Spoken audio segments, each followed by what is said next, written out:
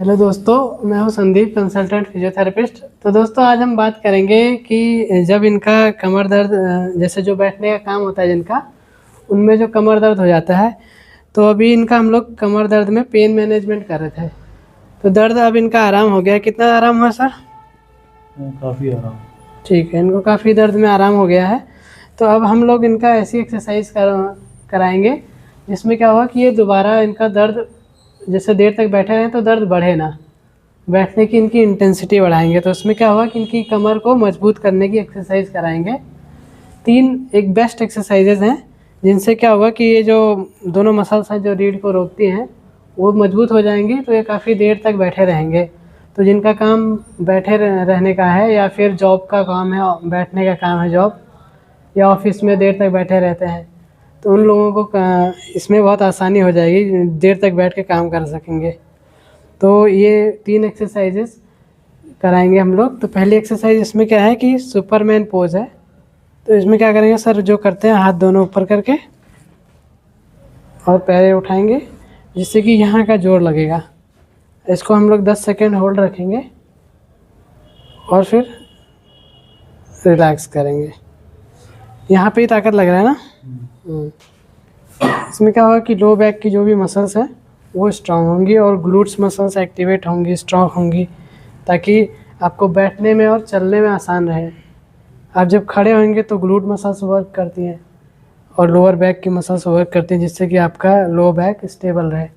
तो इससे दोनों मसल्स स्ट्रांग हो जाएंगी और आप देर तक खड़े रह सकेंगे या फिर बैठे रहने का काम कर सकेंगे। तो इसमें हम लोग अगली एक्सरसाइज दोस्तों क्या करेंगे, बर्ड एंड डॉग पोज होगा। इसमें क्या करेंगे कि जैसे क्वाड्रूपेड पोजीशन में आओ, जैसे बच्चे होते हैं, घुटने पे और हाथ पे। इस पोजीशन में क्या होगा कि आपका जो हिप जॉइंट है उसके नीचे नी जॉइंट रहेगा और शोल्डर जॉइंट के नीचे हाथ रहेगा। इस तरह से होंगे और एक पैर हम लोग सीधा करेंगे और उसके क्रॉस में दूसरा हाथ। इसको होल्ड रखेंगे 10 सेकेंड।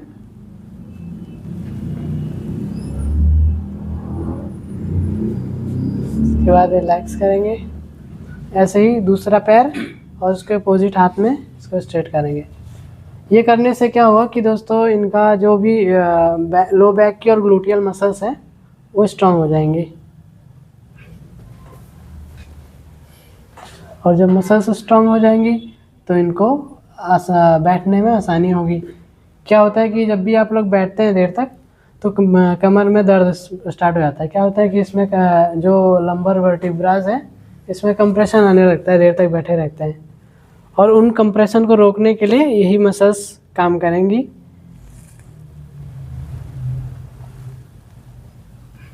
रिलैक्स। ऐसे ही 10-10 बार दोनों हाथों का करेंगे, हाथों और पैरों को स्ट्रेट करेंगे।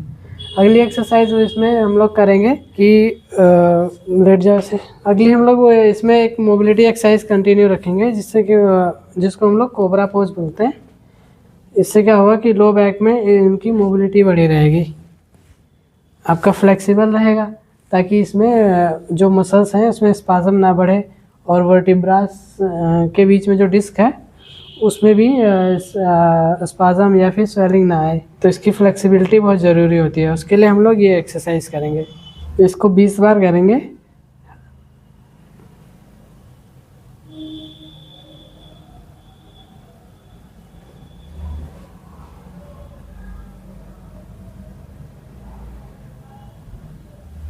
नेक्स्ट अगली एक्सरसाइज दोस्तों हम लोग करेंगे मजबूती के लिए। आप ऐसे हो जाओ कि प्लैंक्स जैसे होते हैं इस पोजीशन में। हाँ, प्लैंक होल्ड करना है जितना देर आप होल्ड कर सके।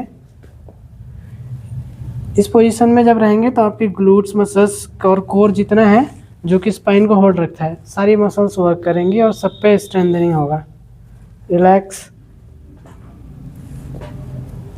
फिर से इसको हम लोग 10-10 का 2 बार करेंगे।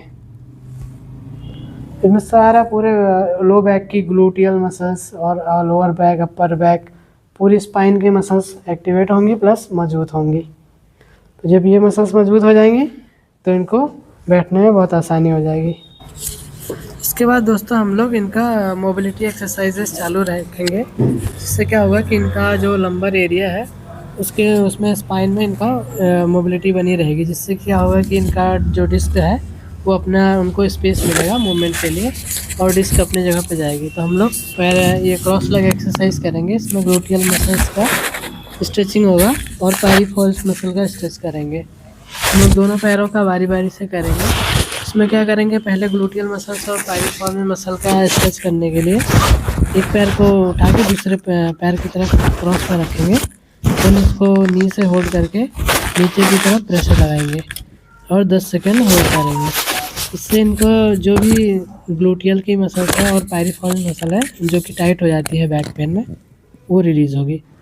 इसके बाद हम लोग ग्लूटियस मैक्सिमम मसल्स की स्ट्रेचिंग करेंगे।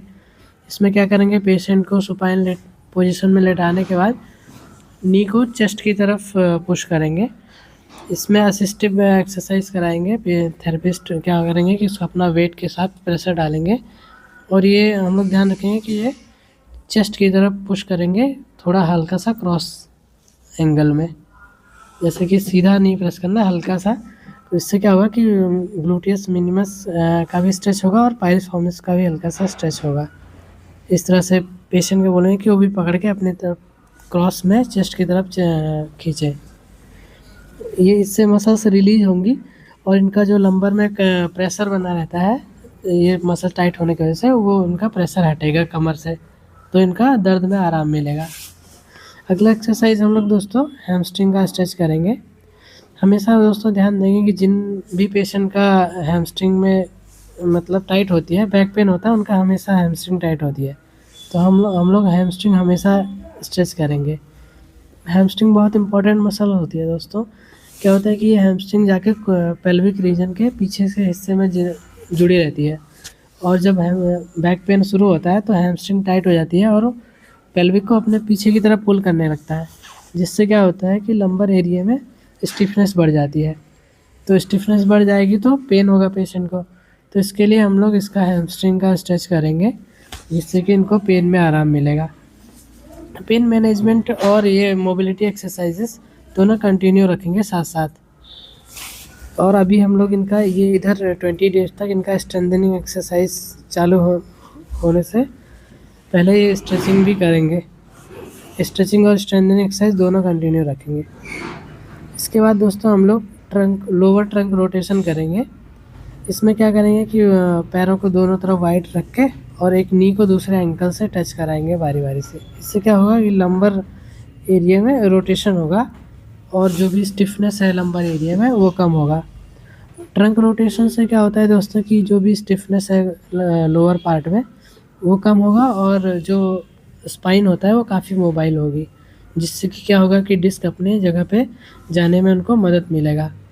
दोस्तों हमेशा ध्यान देंगे कि अगर ये एक्सरसाइज करने में पेन हो रहा है तो नहीं करना है। कई बार क्या होता है कि जिनका डिस्क प्रोट्रूजन मतलब बाहर की तरफ निकला होता है ज़्यादा, तो उसमें ये एक्सरसाइज नहीं करना होता है, पेन बढ़ सकता है, तो ये हमेशा ध्यान रखेंगे।